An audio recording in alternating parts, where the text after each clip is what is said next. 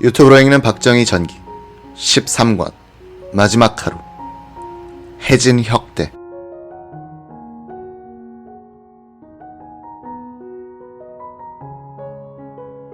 나동 정문 경비를 서고 있던 서영주는 식당 안에서 난 두 발의 총성을 들었다.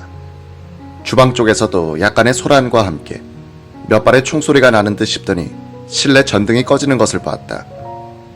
다시 전기불이 들어온 뒤에도 총성이 났다. 이때 어두컴컴한 현관 안에서 흰 와이셔츠를 입은 어떤 남자가 황급히 나와 구관으로 뛰어가는 것을 봤다. 몇 분 뒤에 김계원이 현관문을 열고 서영준을 향해 소리쳤다.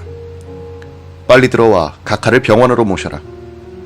급히 안방으로 뛰어들어갔더니 오른쪽에 차 실장이 쓰러져 있고 식탁 뒤에서 대통령은 왼쪽으로 비스듬히 누워있는데 머리 쪽에서 많은 피가 흐르고 있었다.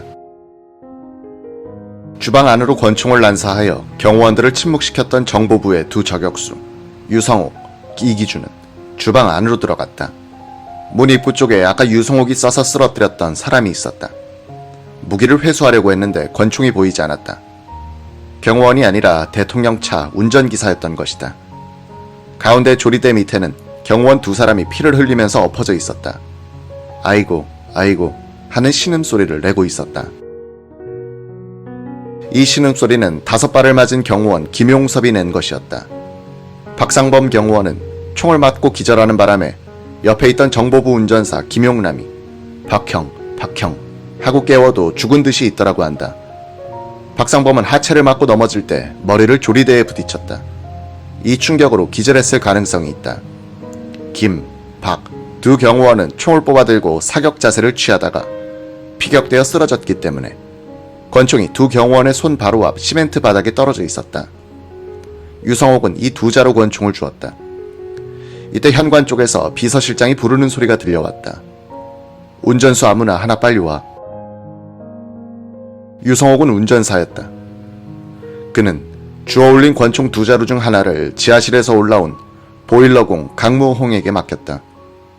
나머지 하나와 원래 갖고 있던 권총을 허리춤에 차고 현관으로 달려가니 김계원 실장이 차 빨리 대라고 소리쳤다. 마당에 있던 대통령 승용차를 몰아서 현관에 바짝 댔다. 정보부 경비원 관리 책임자 이기주도 유성옥을 따라서 주방에 들어갔다가 안방 쪽에서 김계원 실장이 얘들아 어서 들어와 라고 소리치는 것을 들었다. 이기주는 안방으로 들어가려니 안이 컴컴하고 해서 겁이 났다. 주저하고 있는데 안방으로부터 사람의 두 다리가 시야에 들어왔다.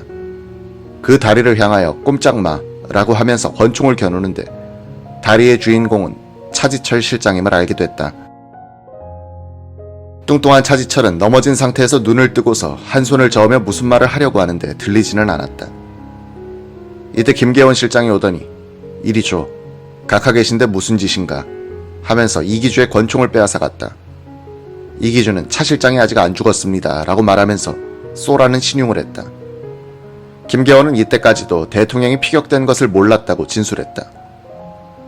이기주로부터 권총을 빼앗아 호주머니에 집어넣고 보니 각하가 옆으로 쓰러져 있고 어깨 위 와이셔츠에 피가 벌겋게 물들어 있었다는 것이다. 각하부터 모셔. 이기주는 남효주 사무관과 함께 대통령 쪽으로 다가갔다. 김계원은 경비 초소에 있다가 불려들어온 서영준에게 빨리 각하를 업어라고 소리쳤다. 서영준이 등을 갖다 대니 김 실장과 이기주, 남효주가 대통령을 들어서 엎혀주었다. 이기주가 대통령을 뒤에서 받쳐들고 현관 앞으로 나왔다. 이미 현관 앞에서 유성옥이 슈퍼살롱에 시동을 걸어놓고 운전대에 앉아 기다리고 있었다. 김계원이 먼저 뒷좌석의 왼쪽에 타고 서영준은 대통령을 뒷자리 오른쪽에 누이니 김 실장이 머리를 받아 안았다. 서영준은 운전사 옆자리에 탔다. 김 실장이 소리쳤다. 빨리 분원으로 가자. 김계원 비서실장은 달리는 차 중에서 피 흘리는 대통령을 받쳐 안고서 앞자리에 탄 정보부 경비원 서영준에게 지시했다.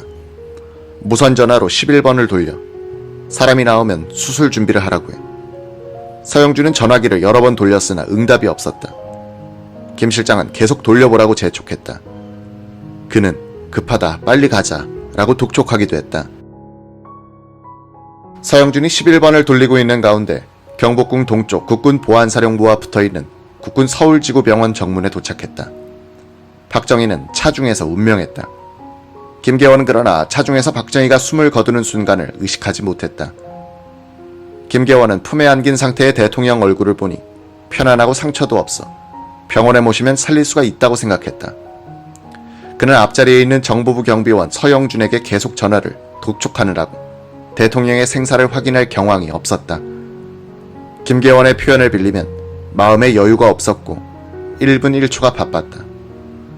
유성옥은 차를 몬다고 신경 쓸 겨를이 없었습니다만 가느다란 신음소리는 들은 것 같습니다 라고 증언했다. 유성옥은 병원 정문에서 나 비서실장이야 하는 말을 듣고서야 뒤에 타신 분이 실장님인 줄 알았다고 한다. 저녁 7시 55분쯤 서울지구병원 임상병리과장 송계용 소령은 병원 현관 쪽에서 자동차 경적 소리와 함께 사람들이 웅성거리는 소리를 듣고 달려갔다. 세 사람이 들어오는데 한 사람이 등에 환자를 업고 자신의 양복 외투로 머리를 덮었다.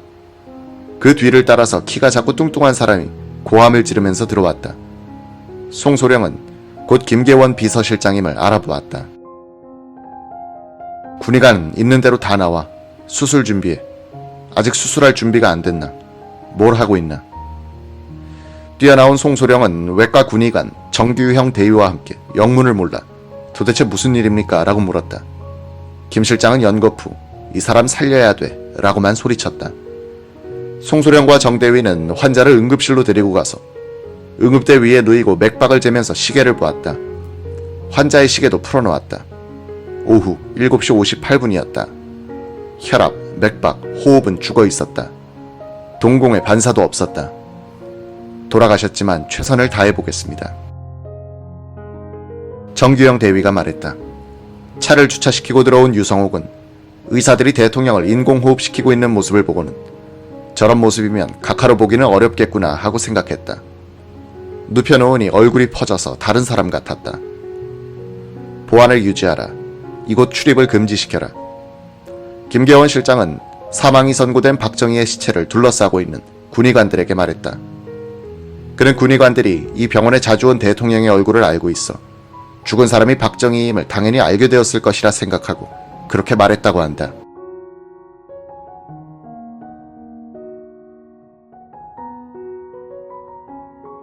두 정보부 경비원 유성옥과 서영준은 허리에 권총을 차고 있었다.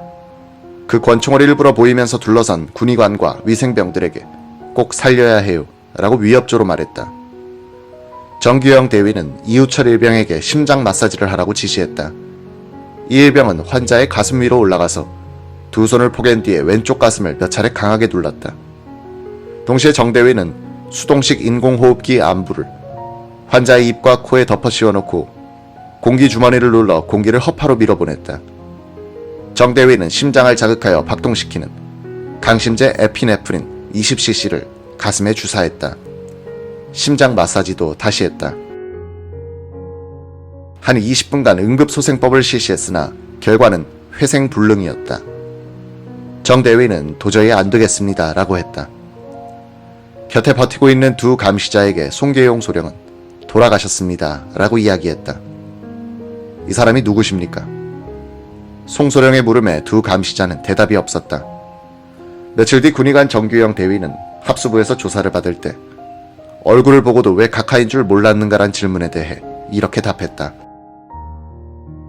병원에 들어왔을 때는 얼굴에 피가 묻어 있었고 감시자들이 응급처치 중에도 자꾸 수건으로 얼굴을 덮었습니다. 그리고 시계가 평범한 세이코였고 넥타이 핀에 맥기가 벗겨져 있었으며 혁대도 해져 있었습니다. 머리에 흰 머리카락이 약간 있어 50여 세로 보았습니다.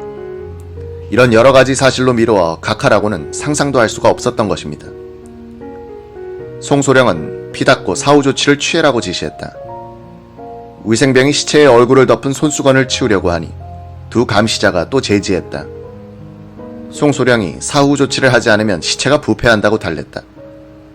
두 감시자는 누구도 바깥으로 나가선 안 된다고 조건을 달고는 허락했다.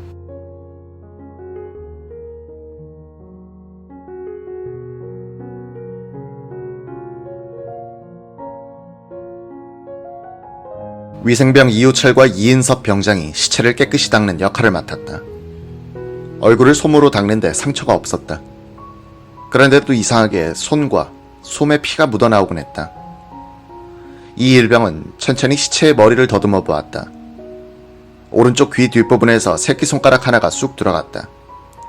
머리카락으로 덮여 잘 보이지 않았던 그곳에서 피가 조금씩 흘러내리고 있었던 것이다. 이 일병은 이곳을 다시 닦아내고 솜으로 틀어막았다. 시체에 와이셔츠를 벗겼다. 쇄골에서 약 15cm 아래 가슴에 총탄이 들어간 작은 상처가 나 있었다. 아래 등에 사출구가 있었다. 그런데 이상하게도 사출구의 와이셔츠는 뚫어지지 않았고 탄알도 보이지 않았다. 저녁 8시 국군 서울지구 병원장 김병수 공군 준장은 병원 당직 사령으로부터 응급 환자가 왔으니 빨리 나와달라는 연락을 받았다. 용산구 이촌동의 자택에서 택시를 잡아타고 병원에 도착하여 당직실로 갔다. 군의관에게 무슨 사고야 라고 물었다. 총기 사고입니다. VIP 같습니다.